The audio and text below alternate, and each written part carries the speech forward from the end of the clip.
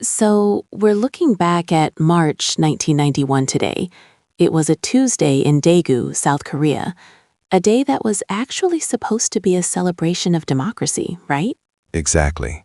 It was a temporary public holiday for the local elections, the first in 30 years. There was this real sense of hope in the air, that crisp transition from winter to spring. Yeah, and in the middle of all that, you have these five boys, ranging from 9 to 13 years old. They head out with empty tins and light jackets, just looking for frog eggs in the hills. It's the ultimate picture of childhood innocence. It really is. It's such a heavy story because it started as this simple, small adventure, but they never made it home. The cultural impact in Korea was massive. It's one of those mysteries that just stays with you. To really understand the weight of this case, we have to look at where South Korea was in 1991. It was this really delicate transitional era, balanced right between that rigid authoritarianism of the past and a new, budding democracy. It's such a heavy story when you look at that backdrop. You have the streets of Daegu lined with political posters, all these adults distracted by the polling stations, and meanwhile, at the foot of Mount Warryong, it's just this incredibly tight-knit community. Right. A place where doors were left unlocked and kids just roamed freely until dusk. The landscape was all these muted earth tones, brown fields, gray concrete, and that deep olive from the pine forests. Exactly. There was no sense of danger in the air back then, just the quiet hum of a civic holiday and that simple, beautiful freedom of a day off from school. It makes what followed feel even more surreal. It's one of those details that really sticks with you. Everyone calls them the Frog Boys, but that's actually a bit of a media misnomer. They were really out looking for salamander eggs in the mountain streams that morning. Right, exactly. It's such a heavy story when you realize how normal it all started. They were headed up Mount Warryong, which locals say looks like a sleeping dragon. But to those five boys, it wasn't some perilous wilderness. It was just their backyard. Exactly. It was their playground. Witnesses even remembered hearing them laughing and chattering near the trail around 9 a.m. They were so comfortable in that terrain. Yeah, and the cultural impact in Korea was just massive because of how familiar that setting was. A villager saw them again around 11:30 a.m., deeper in the foothills, just as the mist was clinging to the pines. It's a haunting image. They were just children ascending into the woods, and then they simply vanished, leaving nothing behind but footprints in the damp earth. Think about that evening in Dalseogu. The rice is steaming on the dinner table. The sun is dipping into that deep indigo twilight, but 5 seats are still empty. It's such a heavy image to start with. It really is. And you have to remember, this is 1991. No cell phones, no GPS. All those parents had were their own voices calling out into the streets. The cultural impact in Korea was just massive because every parent could feel that specific kind of dread. Exactly. You picture the fathers grabbing flashlights, the beams cutting through the gloom as they head toward the mountain. They're probably telling themselves the boys just lost track of time playing, right? Strayed a bit too far? Right, you want to believe they're just around the next bend. But as the temperature starts to drop and that mountain turns into a wall of black silence, you realize the situation has shifted. They weren't just late anymore. They were gone. It's such a heavy story to look back on, especially when you realize how much that initial response changed everything. Between the election day chaos and a cultural tendency to assume the kids had just run away, those first few hours were just lost. Exactly. You can almost picture the scene at the precinct, the cigarette smoke, the constant ringing of rotary phones, and the officers just calmly telling these frantic families to wait 24 hours. But we know that's the golden time. Once those hours slip away, the trail goes cold so fast. Right, and that delay is what really stings. While the system was telling them to wait, those parents were already out on Mount Warryong, searching in the dark until their flashlights died and they lost their voices. It's just devastating, screaming names into a mountain that refused to answer. It really highlights how the cultural impact in Korea was shaped by that specific missed window. You look at these old reports and it's just heartbreaking. When those boys didn't come home that first night, or even the next morning, the panic just rippled out from Daegu. It didn't stay local. It gripped the whole country. It really did. And you have to remember, in South Korea, the safety of children is it's a pillar of the culture. Seeing those 5 serious faces in their school uniforms on every milk carton and cigarette pack across the peninsula, it changed something. Exactly. It wasn't just a news story anymore. It was everywhere, even on the back of comic books. The entire nation was basically holding its breath together. Yeah, it's such a heavy story because it felt like the innocence of that era was just fracturing. People started realizing that if 5 kids could vanish in broad daylight, it meant the world wasn't as safe as they'd always believed. It's one of those moments where you can really feel the desperation building. The pressure eventually reached the Blue House, and President Roh Tae-woo realized this couldn't just be a local search anymore. He issued a special directive to mobilize every resource they had. Exactly. It's such a heavy story because of that scale. Suddenly, the quiet slopes of Mount Waryang were transformed into a full-on military zone. You had trucks of soldiers and helicopters everywhere. The cultural impact in Korea was just massive. It really was. They were quite literally leaving no stone unturned. It felt like this intense show of force against the unknown, just a national determination to bring those boys home.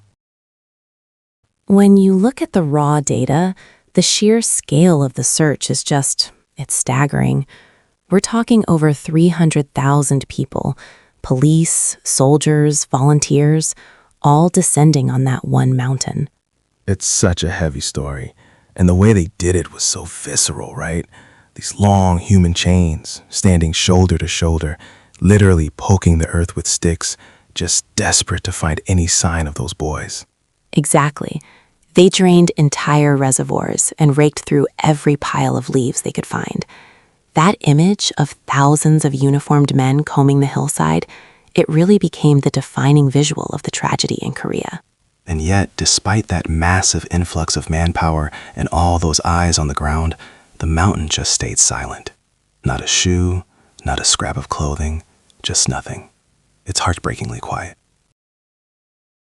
You know, as those weeks stretched into months, the investigation took such a dark psychological turn for these parents. It's where the story gets really heavy. It really does. And it's so tough because that massive publicity they needed to find the boys, it ended up being a double-edged sword. It attracted the worst kind of attention. Exactly. We're talking thousands of tips. Most were well-meaning, sure, but then you had the ransom demands and those cruel prank calls. And remember, this is before caller ID was everywhere. So every single time the phone rang, it was this heart-stopping surge of hope, followed by just total devastation. Right.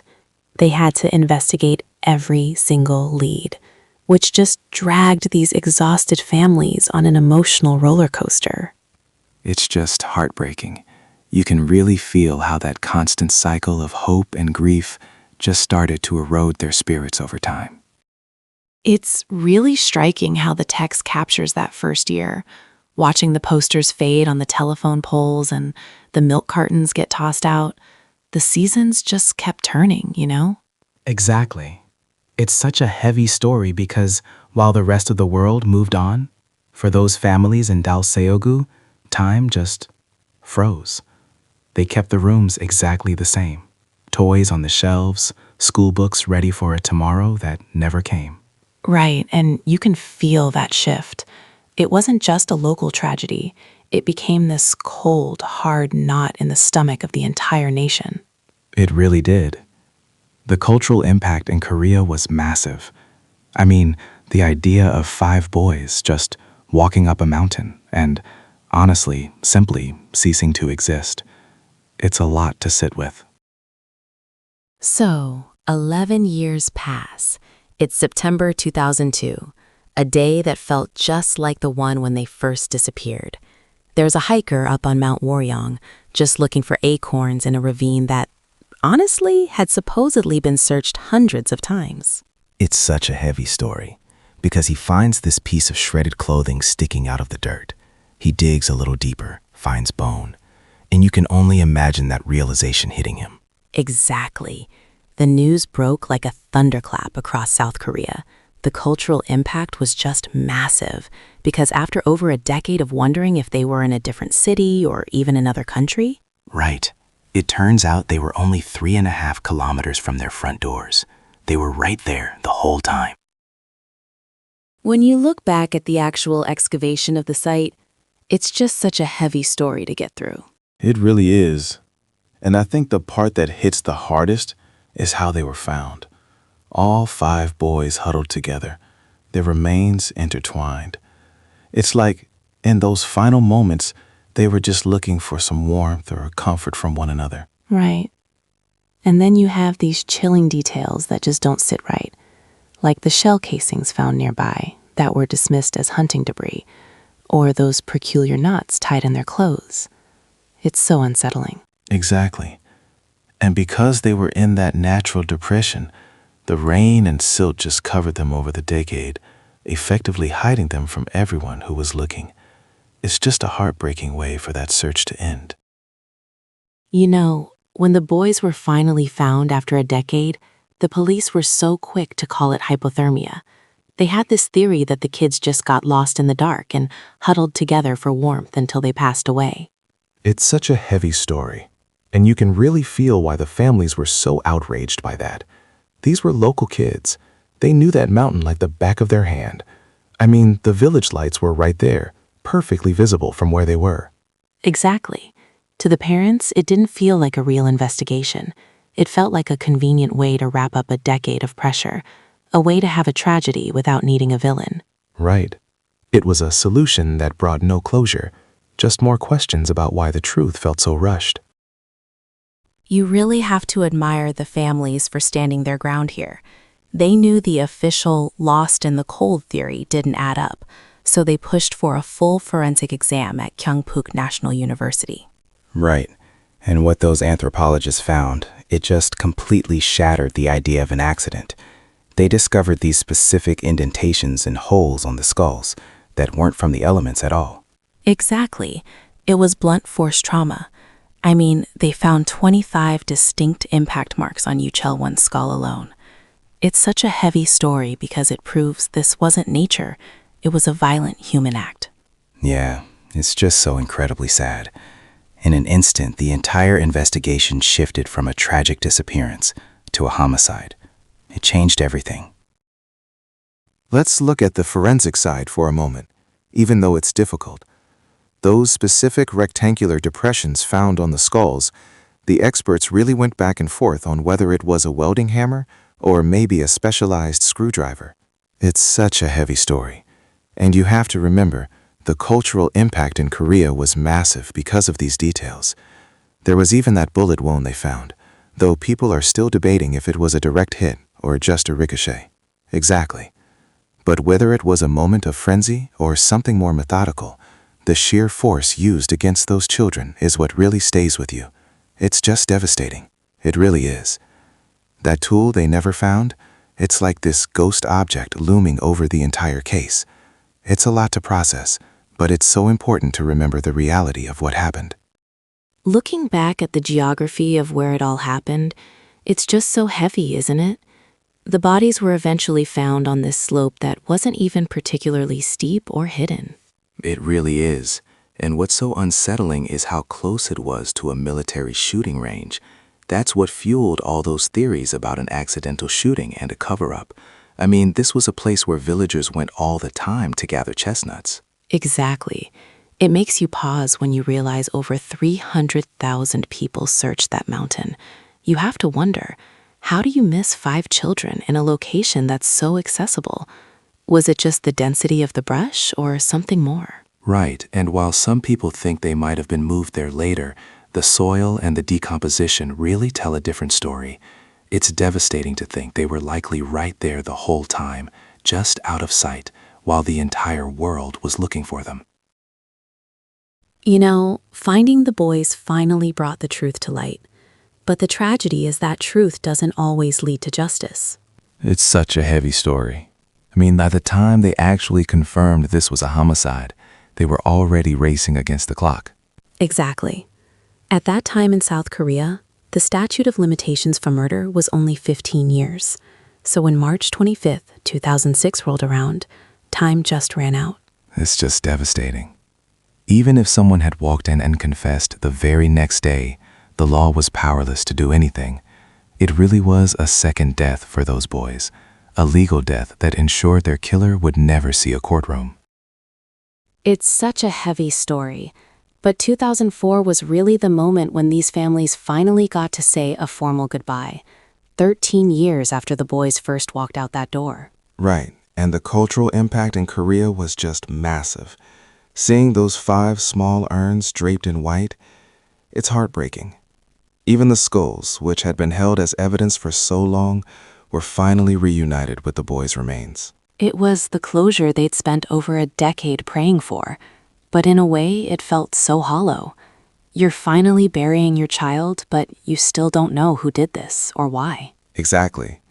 The wails from the mothers in that funeral hall, that's raw, undiluted pain that had been held in for 13 years.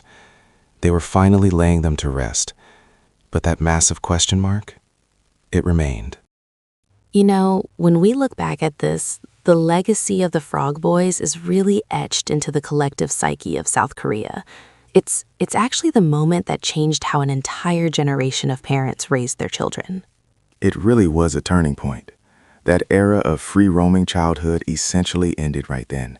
Replaced by mobile phones and monitored playdates, the cultural impact in Korea was massive. Exactly. And even years later, the 2011 film Children brought all that pain back to the surface. The forensic inconsistencies, the sheer suffering of the parents, it put the case right back in the public eye. It's such a heavy story. But beyond the media coverage, it stands as this quiet monument to how fragile life is. I mean, a walk in the woods on a mundane election day, it's a grounding reminder that evil can exist in the most ordinary places. It is. The boys became these symbols of a national loss. Their faces are just frozen in time, while the rest of the country moved forward without them. It's such a heavy story, isn't it? Just standing here on the slopes of Mount Warryong, you can hear the wind moving through those pine trees, and it feels like the mountain is whispering secrets it just refuses to give up. Exactly. It's grounded in so much sadness. And the cultural impact in Korea was just massive. It really changed a generation. Even though the case is technically closed now, a cold file in some dusty archive, for the families, that search never really ends. It doesn't. And we're left with all these theories. Was it a lone psychopath? A group of poachers? Or maybe an accident that panicked adults tried to cover up? The truth remains so elusive. It really does.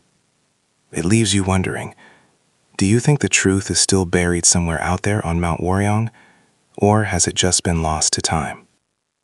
We'd love to hear your thoughts in the comments.